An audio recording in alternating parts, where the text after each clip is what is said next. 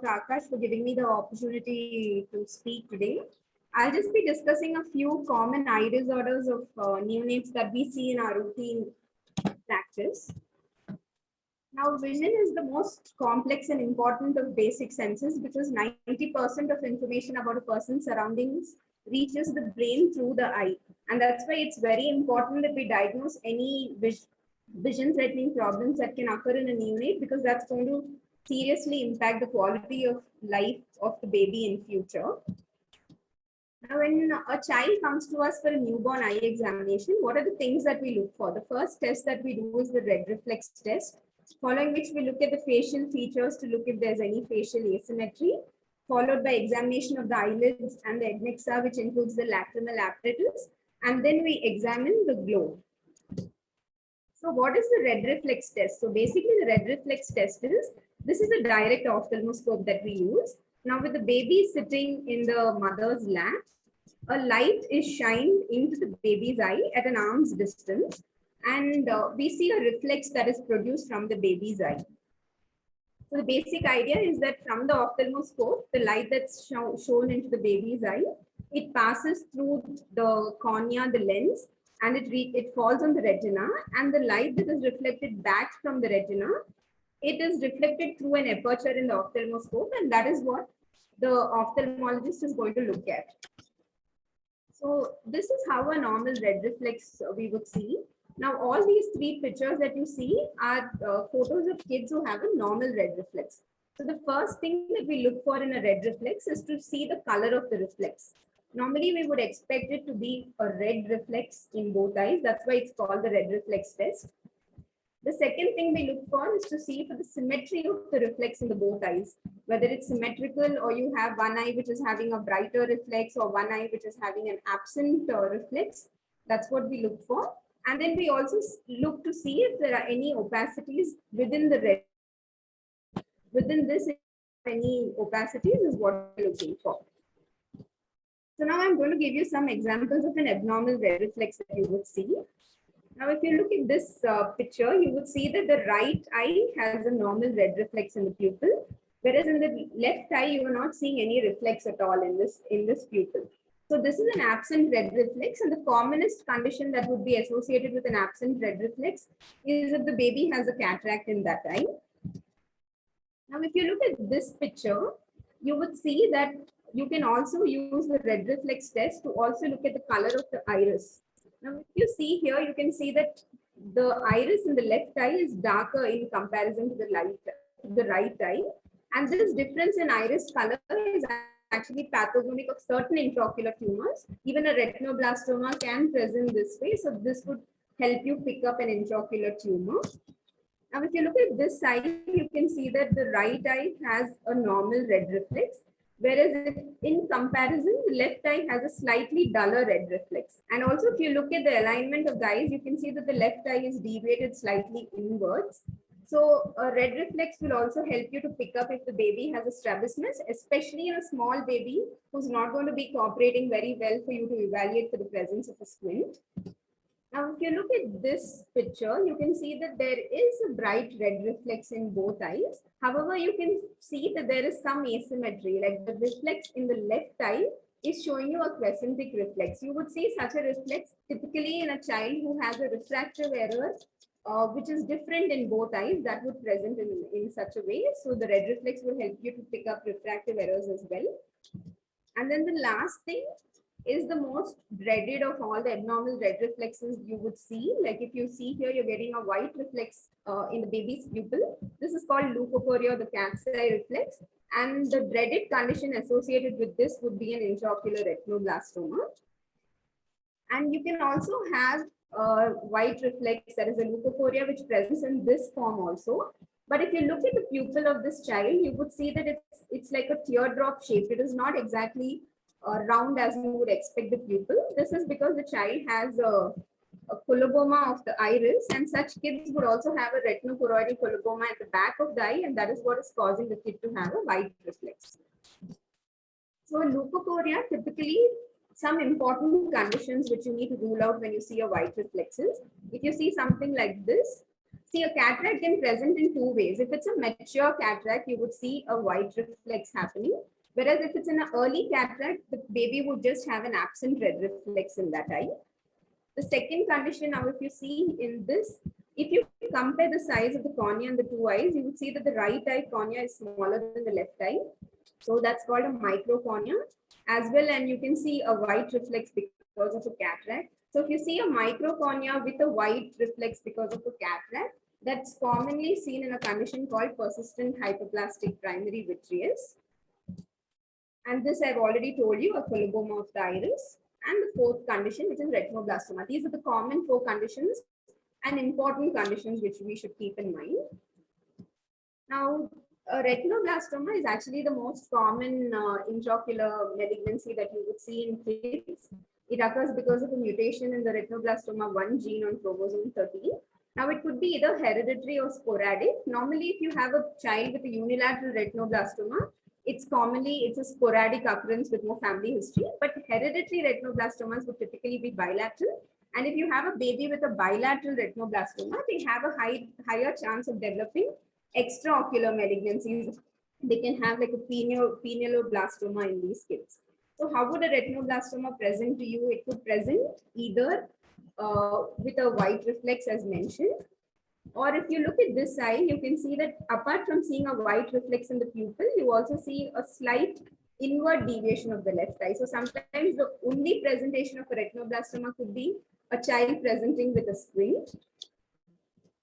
And this is how, when you dilate, you see this cheesy white mass that is seen. That's how an intraocular retinoblastoma typically looks. I'm not going into the details of the treatment because that's out of scope for this talk. But just to tell you that if a retinoblastoma is diagnosed in time, it is one of the better cancers to have in terms of life survival, with almost 90% of people surviving to adulthood if it's treated at the right time.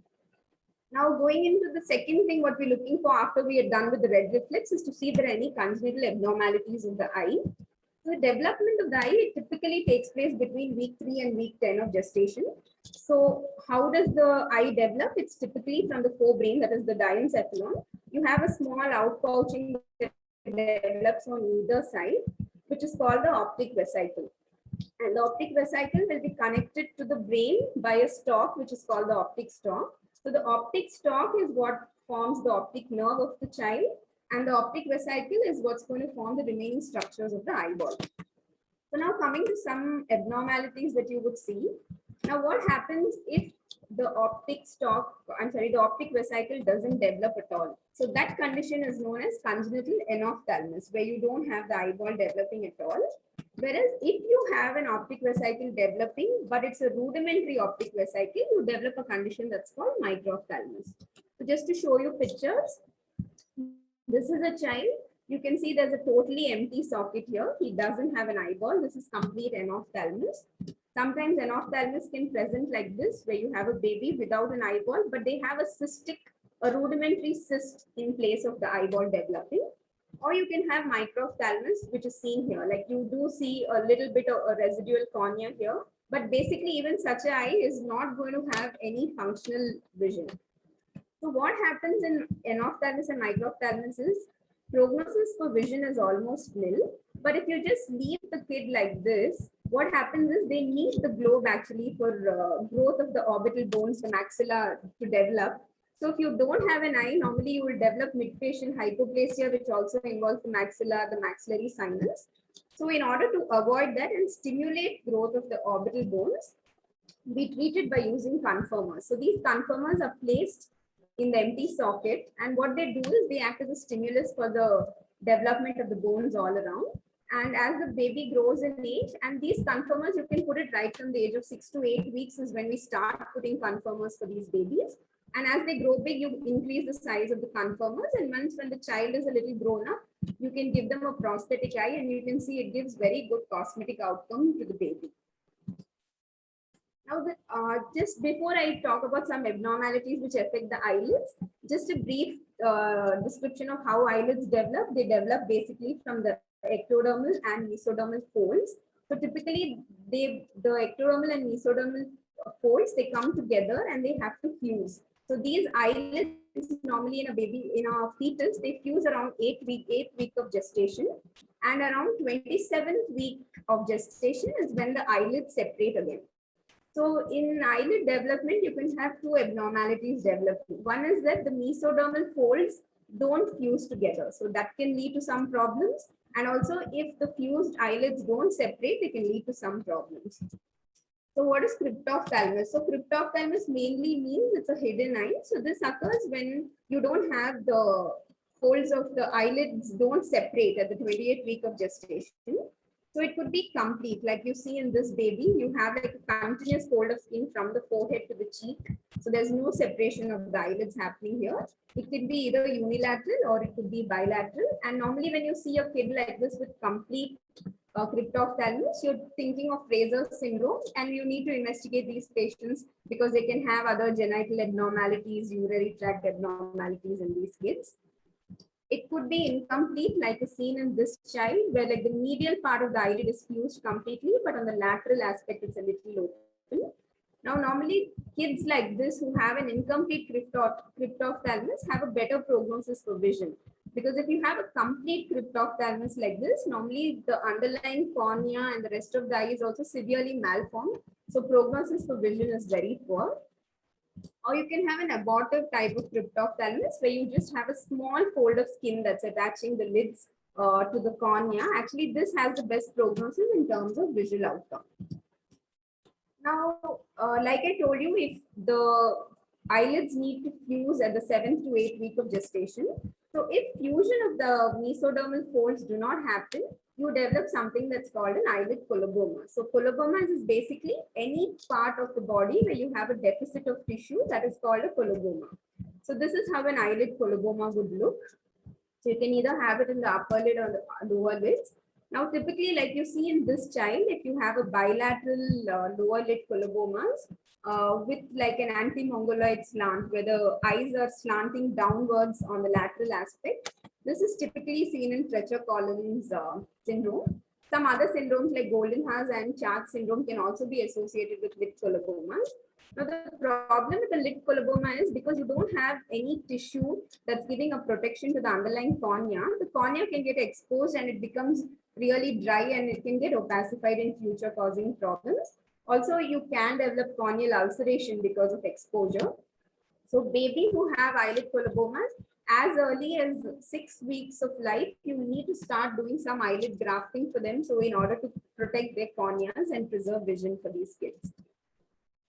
Now, sclerocornea is another condition where normally the cornea blends with the sclera. So normally there is no clear demarcation line between the sclera and the cornea.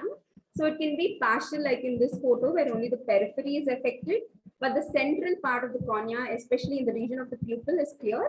So these kids normally have good vision. The only thing you need to rule out is refractive errors in these babies. So right from the age of 3 months, you would need to do refraction to make sure the baby doesn't require glasses. Whereas if you have a total sclerocornea that's seen in this case, prognosis for vision is very poor, whatever you do for this baby. Now, on the under surface of the optic vesicle that you have a small groove that's called the choroidal fissure. Now, what this choroidal fissure does is, it typically allows the hyaloid vessels, that's the hyaloid artery and the vein, to pass. And what these vessels do is, it typically give nourishment to the developing lens in the fetus. And normally these hyaloid vessels, they tend to regress over time.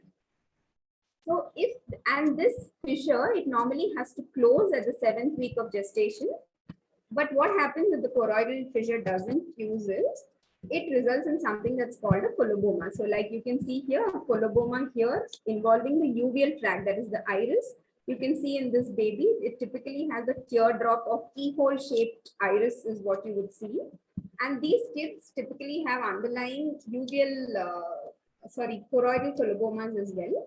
This is how a choroidal coloboma would look. Now, in this case, if you see, what you see here is the coloboma. Above it, what you see is the optic disc and the macula of the fundus. So because this coloboma is separate from the optic disc and the macula, you would expect this child to have reasonably good vision. But however, if you have a coloboma like this, which is so huge, and you can see that the inferior part of the optic disc is affected with the coloboma, Such kids are going to have profound loss of vision. Now, the next other congenital abnormality that you can have is persistent hyperplastic primary vitreous. So, like I told you, these hyaloid vessels which supply nourishment, this is the lens, and this is the hyaloid vessels that are supplying nourishment to the lens. Now, normally, the distal end of the hyaloid vessels are supposed to regress with age, whereas the proximal end is what forms the central retinal artery, which supplies blood vessels to the retina. So, what happens when this doesn't regress is that you can get cataract occurring in these kids. Like you can see here, and typically kids' eyes which have persistent fetal vasculature, cataract, you can see persistent fetal vasculature. This is the optic nerve head, and this is a picture that stays ductal tissue from the lens with optic disc, and this can even cause the retina detach because of contact.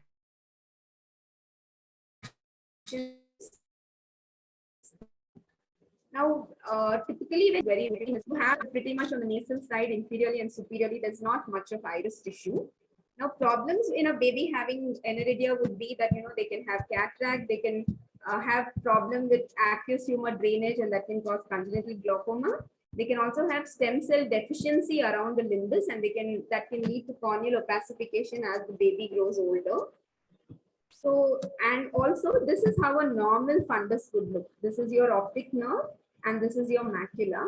Whereas babies with aniridia will have macular hypoplasia. That is the macula, which is the part of the retina that's most important for vision, does not develop in these kids. And that's one of the reasons why babies with aniridia would have profound loss of vision. Just one important thing about aniridia that you should know is when you have the sporadic form of aniridia, which doesn't have any autosomal dominant pattern, those kids can sometimes have Wilms tumor associated with it. So then you have those babies and screen them for Wilms tumor. And then next, coming to the development of the lens.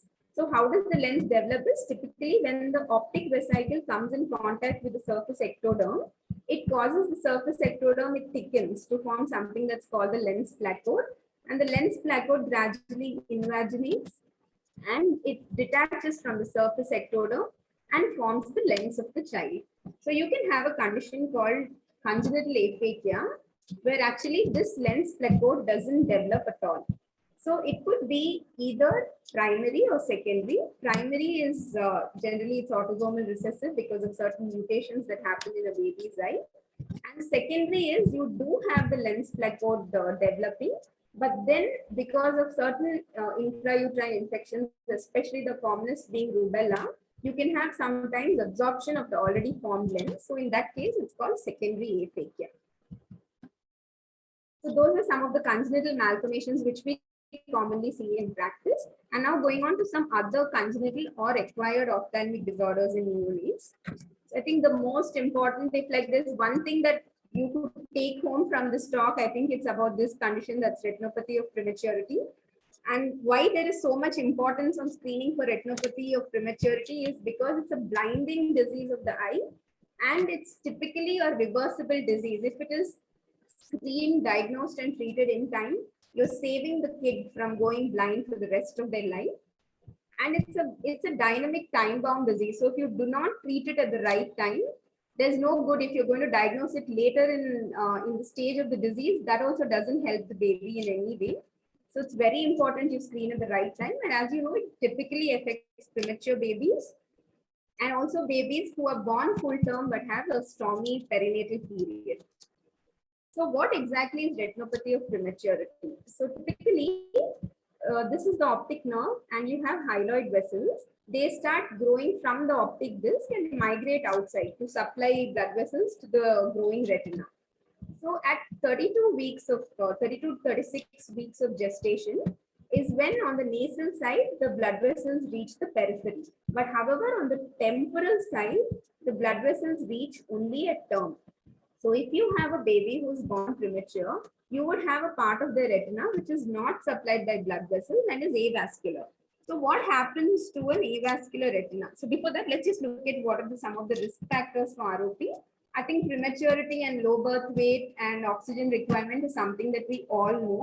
But apart from this, any child who was born, even full term, if they had respiratory distress syndrome, needed to be put on cardiorespiratory support, had an intraventricular hemorrhage at birth, apnea of prematurity, neonatal sepsis, or anemia of prematurity.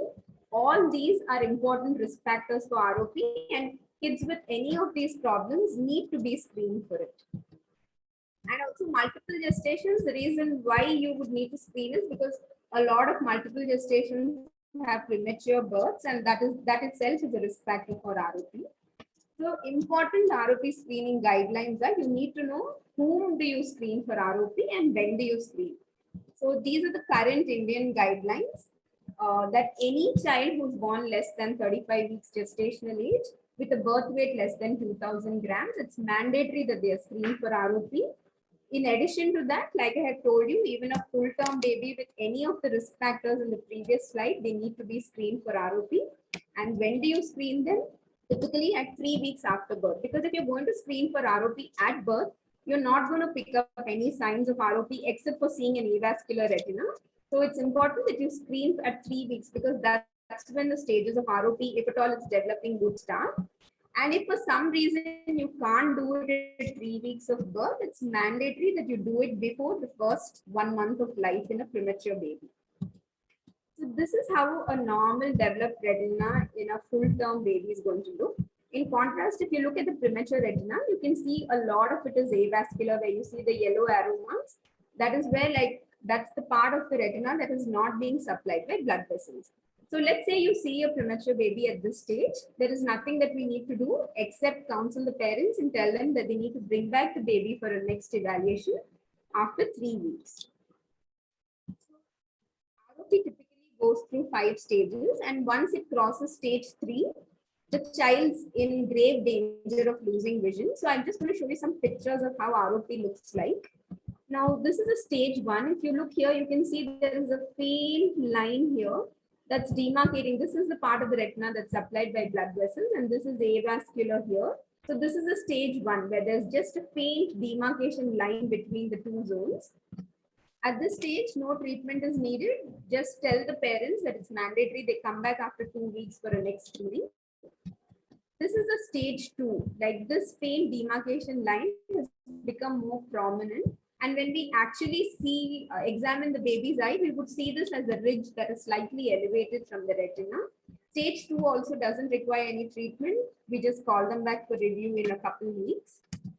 Look at this. This is stage 3. You can see that at the margin of the disc, can you see these blood vessels? They look angry.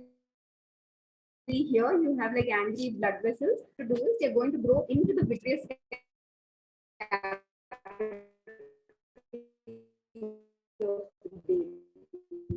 So this is the stage, because this stage goes undiagnosed and miss it, it's going to reach a stage like this where the retina is going to get detached. And the child, there is another kind of ROP which is called APROP, that is aggressive posterior retinopathy of prematurity. It was also known as threshold disease and plus disease. If like people have heard of that, the new terminology for that is aggressive posterior ROP. Now, this ROP, if you have APROP, it normally doesn't progress to the stages like I showed you, stage 1 to stage 5. It is really aggressive, so it can pass from stage 1 to stage 5 like in a matter of just 1 to 2 days. So that's the reason why if you see a baby with APROP, you're going to treat it then and there. You cannot tell the parents that we will review again in a couple weeks or so. So some clues when you examine the baby which will tell you that this baby probably has APROP is like, look at this. When you see the pupil is not dilating very well. Even after half an hour of waiting, you can see that this pupil is small. So that will give you that's one clue that this child could have APROP. And look at this photo. When you see it, look at the blood vessels. They look so tortuous compared to, like, if you look at the previous tortuous. This is a regular routine stage 2 ROP. But look at this picture. The blood vessels are so tortuous and they are dilated blood vessels with an undilating, with a poorly dilating pupil. And you can look at this, you can see some sort of a haze here. That is because the vitreous cavity is not very clear. So when you see a stage like this is called APROP and the baby needs to be treated then and there. So what are the treatment options available? One is you can either give laser photocoagulation to the avascular retina and that causes the blood vessels to grow. Or the second option is you give anti-VEGF intravitreal VEGF. VEGF is actually vasoendothelial growth factor. So if you give anti-VEGFs, it typically inhibits the proliferation of these blood vessels and that will cause the ROP stage to regress. So once you treat a patient for ROP, they are still not out of the woods. The reason being that ROP can have a lot of sequelae, commonest being strabismus, that is the baby has a high chance of getting a squint. They can have very high refractive errors, especially myopia in these kids. They can develop glaucoma and retinal detachment in the future. So once you have screened the neonate for ROP and you've said that, okay, everything is fine, your retina is stable, they need to mandatorily come back to a pediatric ophthalmologist when the baby is 3 months of age, because from 3 months of age, we need to screen for these sequelae that can happen with ROP. The next condition is a congenital cataract. Now, congenital cataract, typically 1/3 of them would be inherited, 1/3 idiopathic, and 1/3 would be syndromic. So inherited is very, because there's an equal distribution of all the three etiologies. So when you see a baby with a congenital cataract, the first thing that we do is we commonly examine the parents as well, because in 1/3 of kids, you would see that the parents also have some kind of congenital cataract. They either undergone surgery when they were kids, or it was just a small early cataract which didn't affect vision. So that would give you a clue, and the importance of checking parents in this case is because you're not subjecting the baby to an extensive battery of investigations trying to rule out other conditions. Then it could be syndromic, like you see in this baby with a cataract, and the fundus shows typical pigmentary features. So this is called the salt and pepper retinopathy, which you would see in congenital rubella. And in 1/3 of cases, it's just radiopathy. So it could be unilateral or bilateral. And for congenital cataracts, the routine test that we do are we test for galactosemia, because if the baby has galactosemia, just a small change in the diet would actually cause the cataract to regress. Then we're ruling out intrauterine infections. Then we get a serum calcium, phosphorus, and blood sugar. These are the basic tests that we normally get done for a congenital cataract. And the treatment of congenital cataract is typically surgery. So when do you want to do the surgery? If it is unilateral, because there is a great risk that the child can develop amblyopia, that is called lazy eyes, because one eye is seeing well and it's only one eye with cataract. Early operation is advised within the first 4 weeks of birth. Whereas if it's bilateral, you have a grace period of 2 more weeks where you can do surgery. And just doing surgery for such a small baby is not going to be enough, because at 4 to 6 weeks of birth, it's not like an adult cataract where we are going to put an intraocular lens after cataract surgery. So because the child is going to be left aphakic, visual rehabilitation is very important. So these are aphakic glasses, which you can see. These are high plus bar glasses. That is what is giving the image that the kid has very big corneas. Actually, the kid doesn't have big corneas. It's the aphakic glasses giving that appearance. And some kids would require you to do patching treatment. That is, patching is where, let's say if it's a unilateral cataract, then you're patching the good eye and allowing the baby to see only from the eye that was operated, so that there is vision, you're negating amblyopia in that baby. And you also have to introduce visual stimulation cards for these kids after doing cataract surgery.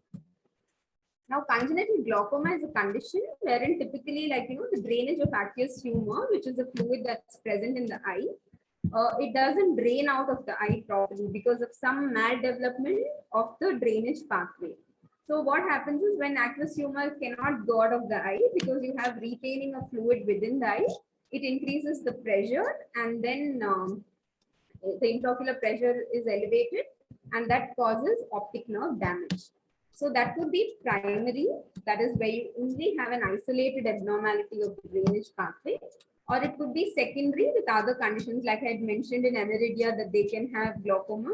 You can also have some other conditions like this is called the Axenfeld-Rieger's anomaly, that the baby would also have other systemic issues. They can have umbilical hernias, they have problem with their dentition, or this is like Peter's anomaly, which is another condition commonly associated with congenital glaucoma.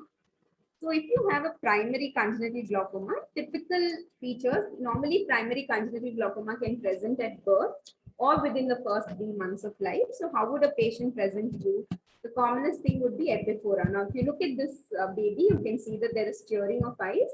And if you compare the size of the corneas, you would see that the left eye, the cornea looks bigger than the right. That is one of the features of congenital glaucoma. Or they can have photophobia. Look at the same baby when a light is shown into the eye, see the way he's squeezing his eyes because he's not able to tolerate the light. Or the child could have blepharospasm, where they come into your OP and the baby is like refusing to open the eyes because it's in a light atmosphere.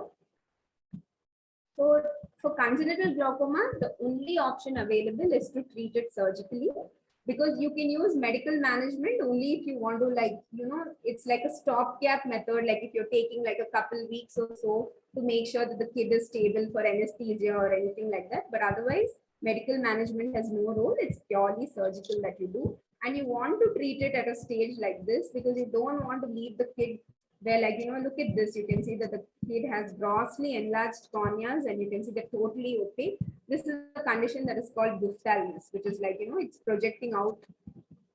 It's like buphtalmus typically means bullseye, and you don't want the kid to reach this stage. And after you treat a patient for congenital glaucoma, you can have a lot of other features. The kids can have refractive errors. So you need to periodically follow up these kids and prescribe glasses if needed. Then the next condition is congenital ptosis. That is, congenital ptosis is drooping of the upper eyelids that you can have. It's mainly because you have the levator palpebrae muscle, which elevates the lid. Maldevelopment of that is what results in congenital ptosis. So why is it important that you treat it? Now, it could be either mild, like you see in this case, or it could be moderate, or it could be severe. Now, the reason why a baby with congenital ptosis is important, why do you want to treat it, is because it can affect vision development. Now, if you have a child with mild ptosis like this, just the drooping of the eyelid, it can cause pressure on the cornea, and then the cornea can change its shape, resulting in a refractive error, which is called astigmatism. So if you have a baby like this, you're going to check and rule out astigmatism.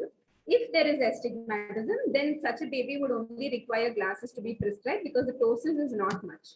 But look here in these two pictures, the pupil is completely occluded and this is complete ptosis. So you cannot leave a baby with such kind of ptosis, because what's going to happen is that they're not going to be seen from that eye. So they're going to have stimulus deprivation, which means the kid's going to have amblyopia in that eye. A kid at this stage, either with moderate or severe ptosis, will need to be operated with surgery. And the next condition is the congenital nasolacrimal duct obstruction, which is typically because you have a membranous obstruction at the lower end of the nasolacrimal duct. So after 1 year of age, we treat it with lacrimal massage, and it's important that the right way of massage is shown to the parents. This is how you have to do a lacrimal massage. Whereas if it's beyond the age of 1 year, massage is not going to help. You would have to do a lacrimal probing and syringing for this baby. Have a congenital dactyostoscopy is a variant of congenital nasolacrimal duct obstruction. So what happens is, now at the distal end, you have something called the valve of Hasner, where the nasolacrimal duct opens into the nose, and the proximal end in the region of the lacrimal sac, you have a valve that's called the valve of Rosenmuller. So in a dactyostoscopy, what happens is both the valve of Rosenmuller and Hasner's valve both are closed. So because the fluid that is in the lacrimal sac has no place to drain, it swells up and it causes this kind of a bluish cystic swelling will be seen. A baby presenting like this. So in most cases, this can be managed conservatively just by using topical antibiotics, and massaging would take care of this problem. But what happens in some cases is they can also have an intranasal cyst forms in some babies with a congenital dactyostoscopy. And I think it's like you all know, babies are essentially, they are nasal breathers. So if you have something in the nose like this, which is blocking the nose, especially at a time when the kid is feeding and sleeping, it can cause respiratory distress. So if you see something like this, a kid with diagnosis that's not responding to treatment, and you notice any signs of respiratory distress, it's an emergency and you will have to do a probing. Along with that, a nasal endoscopy is also done on the baby so that the cyst, marsupialization of the cyst needs to be done, and you treat the condition. Now, just a couple more conditions. Ophthalmia neonatorum, that is typically it's conjunctivitis that occurs in the first month of life. Now, the important organisms which are vision threatening would be if the baby has Neisseria gonorrhea or chlamydia, which is causing conjunctivitis. Now, typically, especially gonorrhea is very important because if it is not treated, it can cause corneal ulceration and the cornea perforates, and the child will have irreversible loss of vision. So if you have a baby like this, where you are seeing like these crusts around the eyelids with mucopurulent discharge, you should always keep Neisseria gonorrhea in mind, and then you send conjunctival swabs. And important to remember is that chlamydia presents like this with profound mucopurulent discharge and condition that you see. So both these conditions, there is no role of treating the kid with topicals. So then it's no longer, it's the onus is no longer an ophthalmologist, but on the neonatologist, because they would need systemic treatment. So if it's gonorrhea, you're going to treat them with a single dose of intramuscular ceftriaxone. While if it's chlamydia, they can either you have to put the baby on erythromycin for 14 days, or now there's a shorter course where you can use azithromycin for 3 days. And then viral, the commonest would be herpes simplex. So you would see, I don't have a picture of that. You would actually see herpetic lesions around the eyelids. And then you would see hemorrhagic conjunctivitis like this. You have a lot of hemorrhages. So hemorrhages will be typically seen in viral conjunctivitis in a baby. So they have to be treated with systemic acyclovir for 14 days. And along with that, there is the role of topical antivirals as well in these babies. And then torch infections, I've already mentioned congenital rubella. Another common thing that we see is congenital toxoplasmosis, which will typically present, you have a baby presenting to you with a large angle squint, not seeing very well. And then when you dilate, this is what you see at the macula, you have a punched out scar like this, and then you know that you're dealing with congenital toxoplasmosis in this child. Then neonatal hypoxia and hypoglycemia are also two important conditions which can affect vision. Now, typically what happens is if you have hypoxia and hypoglycemia in a full-term baby, it's mainly the visual cortex in the occipital lobe that's going to get affected. Whereas if it's a premature baby, it's the white matter around the ventricles that gets affected, and they develop a condition called periventricular leukomalacia. So how does these conditions affect vision? So you will have a baby who presents to you with subnormal vision. They come at 3 to 4 months, parents saying the child's not making eye contact, not responding to any visual stimuli, or the child could have a squint. They have like tonic down gaze where both the eyeballs are just fixed in down gaze like that. And when these babies grow up, they would have functional visual abnormalities. Like, they can appreciate color, but they won't be able to tell you what that colored object is. Like they would say this is red color, but they wouldn't know that that's a red rose that they are seeing. And they're able to appreciate things which are moving. But if you give them a static stimulus, which is sedentary, they're not going to respond to that. And if the occipital cortex is involved in these babies, they can present with visual field defects once they grow big. So that's why it's important that if you have a baby with neonatal hypoxia or hypoglycemia, they are sent to a pediatric ophthalmologist for evaluation. And then infantile strabismus, just to mention to you all that if you have an intermittent squint in a baby less than 6 months of age, it is normal. But if you have a squint beyond the age of 6 months, even if it is intermittent, it is no longer normal, and it's mandatory that they're evaluated by a pediatric ophthalmologist. While if you have a constant squint at any age, it is abnormal. So you can even have a 1 month baby, but if you see that the squint is all the time present, it is abnormal and they need to be evaluated. you can have an infantile, it could be either an esotropia where the eye deviates inwards or an exo like in this condition where it deviates outwards. Now, just to differentiate, like if you have an infantile esotropia, in most of these babies, the neurological exam will be normal and the ophthalmic examination is normal. So it's not a worrisome problem except for the fact that yes, these children are going to need surgery to correct the squint. But if you have an infantile exotropia, if there is no family history of either of the parents having a squint, a lot of these kids would have ocular abnormalities. So you're looking at things like either an intraocular tumor like retinoblastoma or a cataract, which is causing the child to have an infantile exotropia. Or if when you examine the eyes, nothing is found, then a lot of these kids have neurological abnormalities. And that's why it's mandatory that if you see a kid with an infantile exotropia with no family history and eye examination being normal, we advise parents to get neuroimaging done for these babies. And why do you want to treat infantile strabismus? Why is it so important you treat it at a young age? Because if you leave it untreated, the child is going to lose stereopsis when he grows big. Because stereopsis, that is our ability to perceive depth, it develops only in the first 2 years of life. So if you don't treat infantile strabismus before that age, then the child has lost all their hope of ever seeing things in a three-dimensional view. And they can also develop amblyopia, that is lazy eyes, where vision is going to be subnormal in the eye with the squint. So just to conclude, a thorough eye evaluation in neonates would help pick up many vision threatening and sometimes even life threatening disorders, which can be avoided with timely intervention.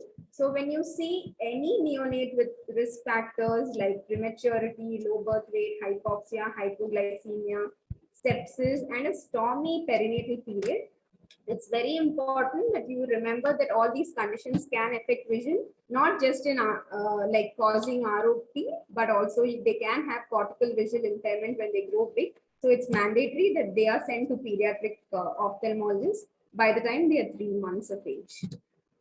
Thank you.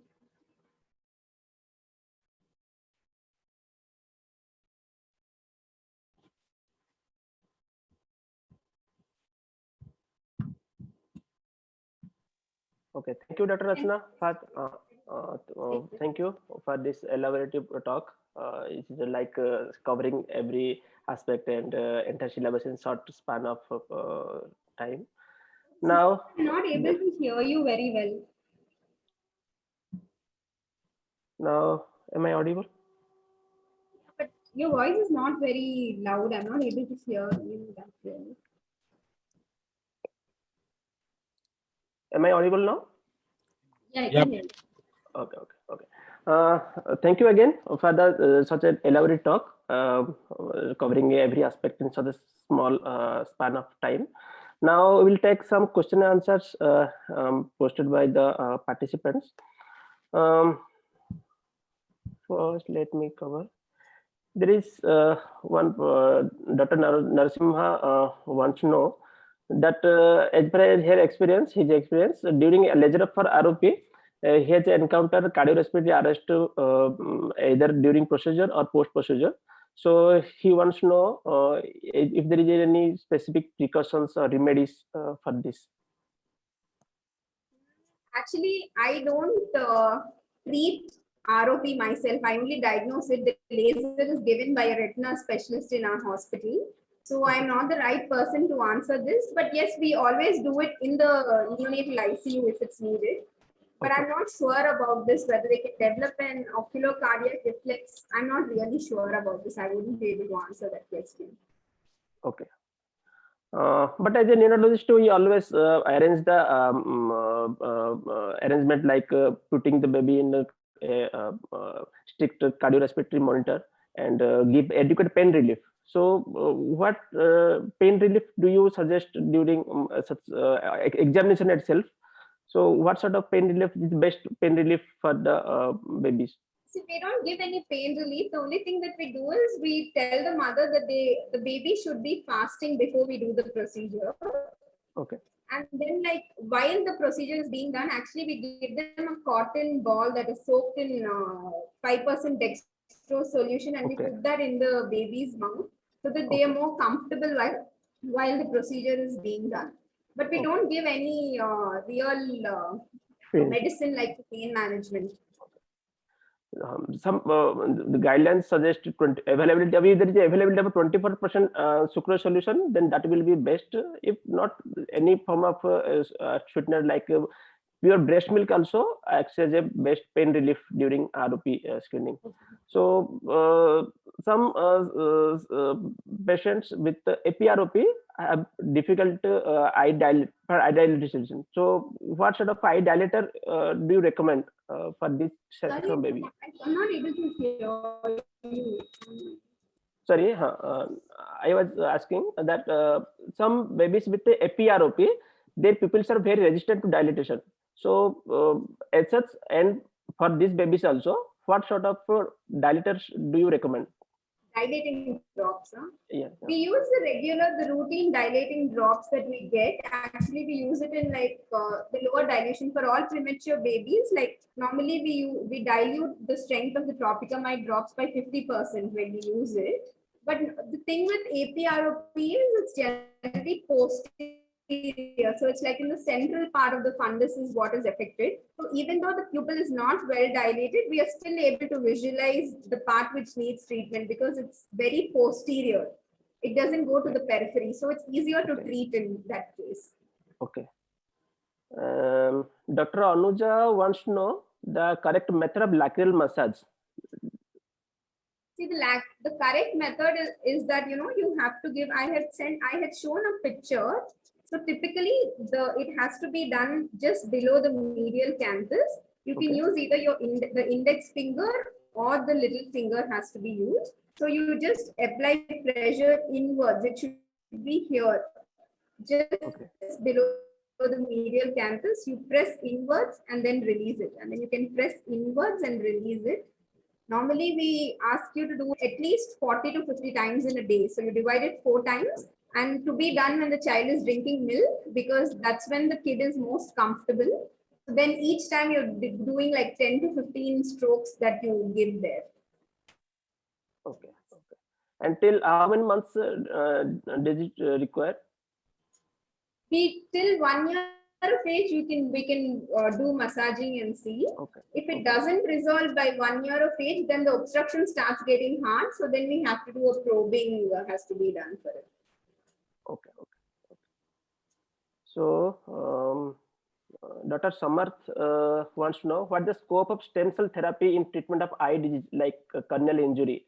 Do you have any patients like the stem cell therapy is good? Like we normally use like amniotic membrane grafts. Those things can be used for like corneal, especially for chemical injuries. If you have it, we do use stem cells, and that gives very good results actually. Okay. Especially for chemical injuries like chemical burns, like alkali injuries. Okay. And Dr. Namrata wants to know what to be done in infants with the unilateral and bilateral esotropia.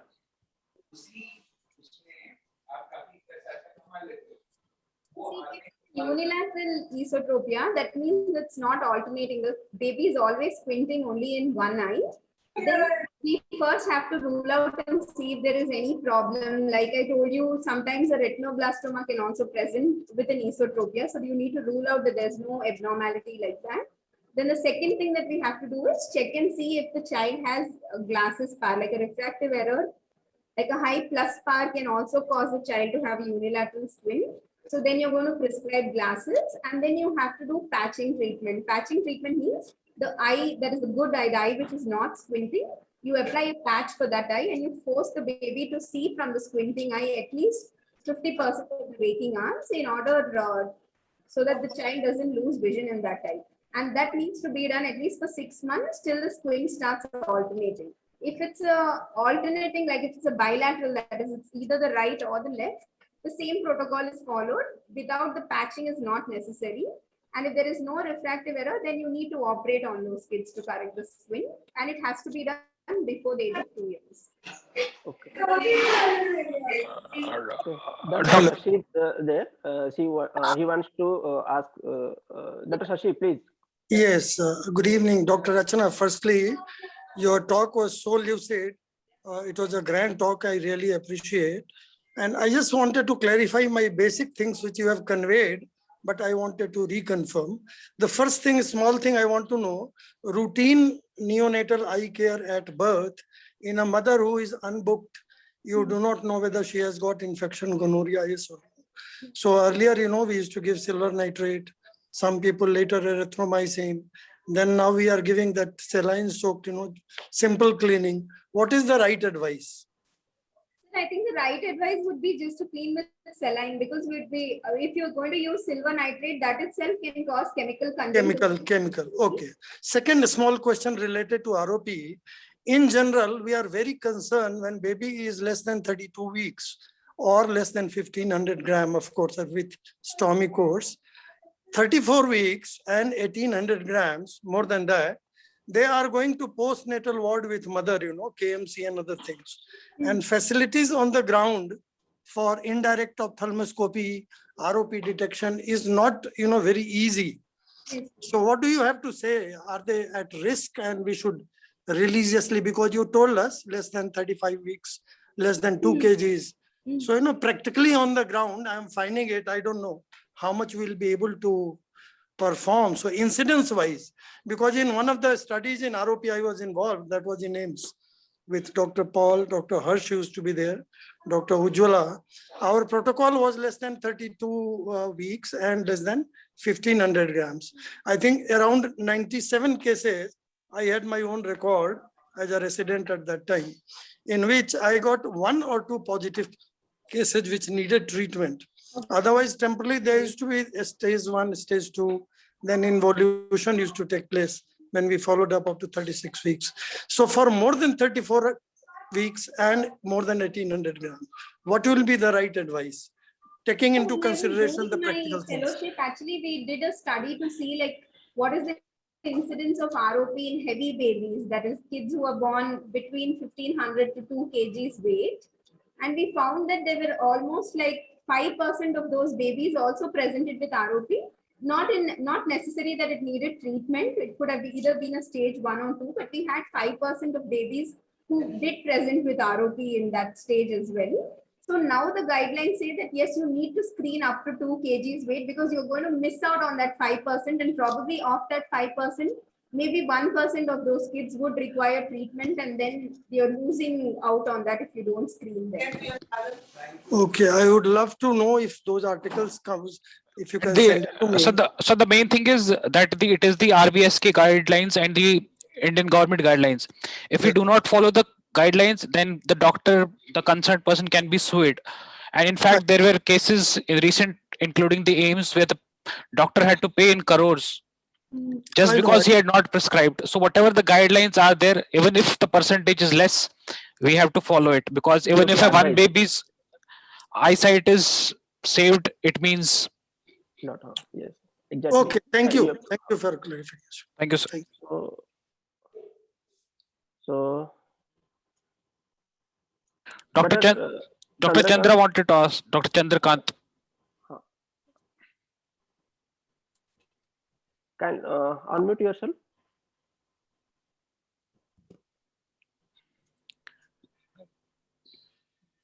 You can proceed with other questions. I think he has left. Okay. So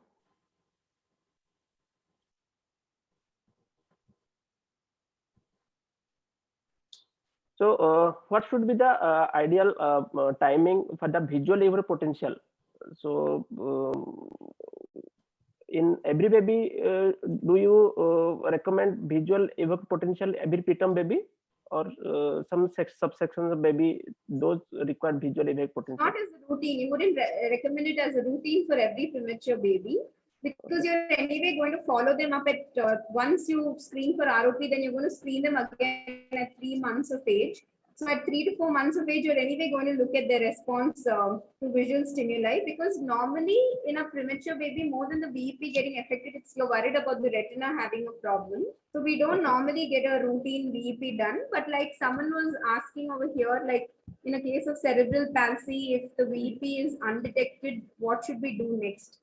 So I think you're getting a VEP done only if you're not going to see any response when you're examining the child. There is like absolutely no response that is being done. But if you are not getting a reading at 6 months and you see that the kid is not, the baby is not responding very well to stimuli, what we do is we start if the kid, if we get any referral, we give the classes and we start the kid on visual stimulation exercises and we call them back again after 3 months. And then we repeat the VEP again after 3 months in those babies. But it's important that you stress to the parents that they do the visual stimulation exercises and then we see how the response is. Because the thing is, like, in every child getting a VEP is difficult, because sometimes they would require to be, most cases, like at least in our hospital, we have only a flash VEP. And a flash VEP is where they're just going to give a bright stimulus and see whether there's any response from the cortex. You're not actually giving them a pattern. VEP is not done. So, and many cases they say that they can't do it for a baby. They need to, it's not possible in every place to do it. Like even in Hyderabad, which is a metro, like we have a VEP only like in 2 centers in the whole city. So we don't get it done on a routine basis unless we see that there's absolutely no response when we clinically examine the kid. Okay. Okay. So here, Dr. Boni wants to clarify which drug is best. Would you recommend for anti-VEGF therapy, bevacizumab or ranibizumab? Actually, both are used. Again, this is not a question that I can answer, because intravitreal injections are given by the retina consultant. So I'm not the right person to answer this question on which would be better.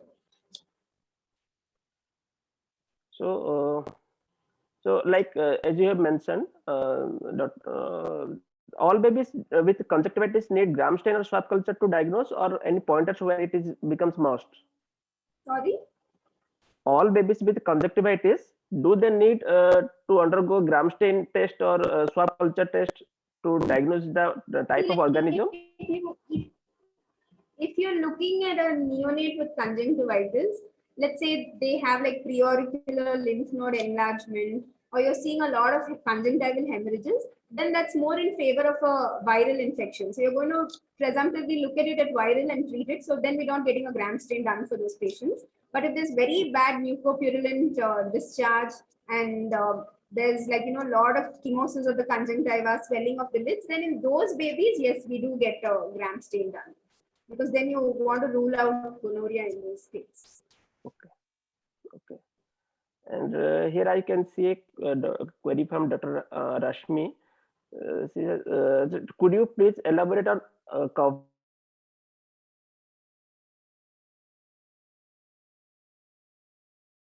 who has a squint? So what you basically do is, like, you would put an occluder in front of one eye, and let's say, like, I think if you can look at my screen, if you see that, let's say my left eye is deviating inwards, you put a cover in front of the baby's right eye and see whether the left eye is moving out to take fixation. So if it's an ESO deviation, the left eye, which is like this, now it needs to look at a target, so it's going to move outwards. Whereas if you had an eye which was squinting outwards, it's going to move in. So that's what the cover test is. You cover one eye and you look and see how the fixation of the eye that is uncovered is.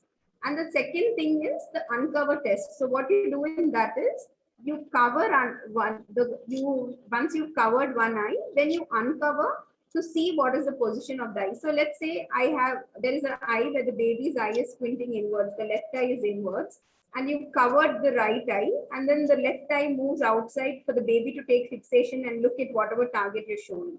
And then let's say I uncover this eye. Once I uncover this eye, if the baby is able to hold fixation with the left eye, it means that vision in the left eye is good. But let's say once an eye which is like this, I have covered the good eye, the eye comes straight, and then when I uncover the eye, if immediately the eye squints again, it means that vision is low in that eye. So that would help you to differentiate whether it's an alternate squint or it's a unilateral squint. So that will help you in your management, whether you want to start patching treatment for the baby or not. So it's mainly done to evaluate squints. Okay. Okay. So a small query. Do you use RedCam to document the ROP stage while screening? Do you use RedCam or some image storing system where you can show to parents that this is the stage of the disease or We the don't follow-up? have a red cam here, but in Narayan Nethralaya, where I did my fellowship, we had a red cam. So actually it helps to, mainly the red cam helps, one is for documentation and to show parents, because when you just tell them that we are seeing a Exactly. stage 1 and we want you to come back for Exactly. follow-up, they won't really Exactly. understand. But The once they visual, see an image like that, it definitely Yes. helps. But a red cam, we don't have it where I work. So we just do screening with an indirect optimiscope. fine, fine, fine. And two more queries left in our chat box. What is the scope of electrophysiological assessment of optic nerve disorders? Dr. Samarth wants to know. So, We do a VP only in cases where like a baby is not responding, and when we examine the eye, we don't see any cause that could explain why that's happening, then yes, we get a VP done, because you want to see if there is something retrobulbar which is affecting the optic nerve, which is causing the child to have poor vision. But not in all optic nerve disorders. Like when you examine an optic nerve, if you're already seeing that the optic nerve is pale, then that itself tells you that the child is going to have subnormal vision. So those babies don't need to be subjected to a VP to be done for them. okay. And Dr. Kalyan wants to know, should babies with ROP who have undergone laser photocoagulation be monitored for field of vision? How to assess the field of vision or subsequently visual This development? normally field of vision, if they have to perform a test, the kid needs to be at least 6 years of age before they can cooperate for a computerized vision field test analysis. Okay. So we have not generally seen a lot of kids having problems in field of vision. So we don't really do it. We don't document a field of vision that regularly. I don't have much experience. We've not done any study on this to see like what the field of vision would be like. But definitely, yes, when you do laser photocoagulation, like when we do it for adults with diabetic retinopathy, we do see that, yes, those patients will have loss of a peripheral field of vision. So I'm sure the same thing would apply to ROP as well. They would have peripheral constricted vision fields. Suppose a common parental query that what should be the age for determination of visual acuity in the baby? What Sorry? should be the earliest age where we can determine the visual acuity in a baby? The earliest age at which we can determine. Okay. Yes. The visual acuity we can determine even in a baby who's like, let's say 2 months, 3 months of age, we can determine the visual acuity. If you want a quantitative assessment, it can be done only with a VEP actually, because Okay. normally the visual acuity, when documented with a VEP, it roughly for a newborn baby, like let's say in the first 1 month of life, by a VEP, it's normally supposed to be around 20 by 400 to 20 by 600. If you would convert it into Snellen's visual acuity, that's what it would be. So,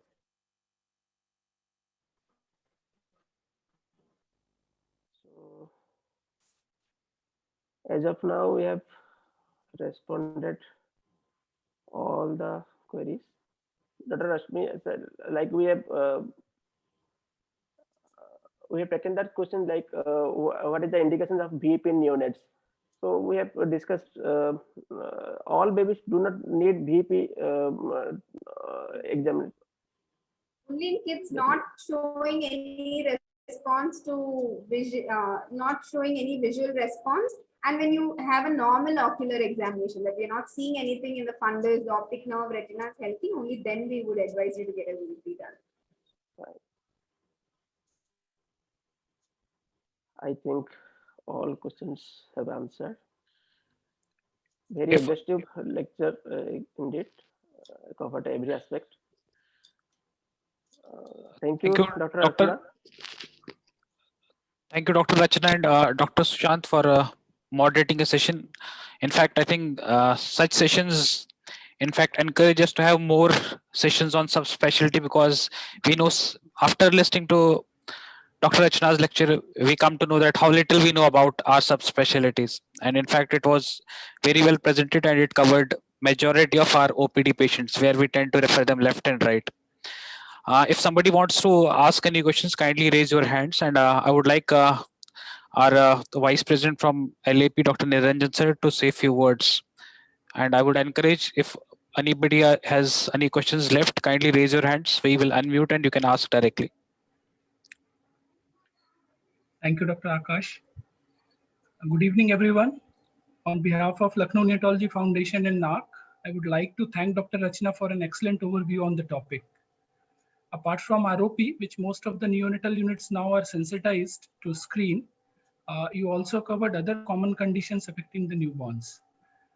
I just had wanted to know your opinion. If facilities are available, do you think that a routine eye examination of all babies by a trained pediatric ophthalmologist or an ophthalmologist is a good idea, so that we don't miss out on some not so common defects? Dr. Rachna, please. Sir, I'm sorry, I'm not able to hear what you asked actually. Your voice is very faint. Sir wants to know if facilities are available. Is it prudent to do eye examination of every newborn by a pediatric ophthalmologist? Yeah, we do it like actually a lot of the hospitals in Hyderabad now, they have like a mandatory eye checkup for all newborns at 3 weeks of age. So we go to the hospitals on a scheduled day and they pull up all the babies. So we do like a routine red reflex test for all the babies who come and just have a quick look to see like, there are any structural abnormalities, if the child has a cataract. So we just do that basic evaluation for all kids now at 3 weeks of age. Right. Thank you. Thank you, Dr. Sushant, for moderating the session well. Over to you, Dr. Akash. Thank you so much, sir, and thank you for your kind words. I would like to thank again our speaker today, Dr. Rachna. It was such a wonderful listening to you and learning from you. And Dr. Sushant, always nice to have with yours. So with that, we end today's session and we'll be back next Saturday. Till then, be safe and stay safe. Thank you all. Thank you.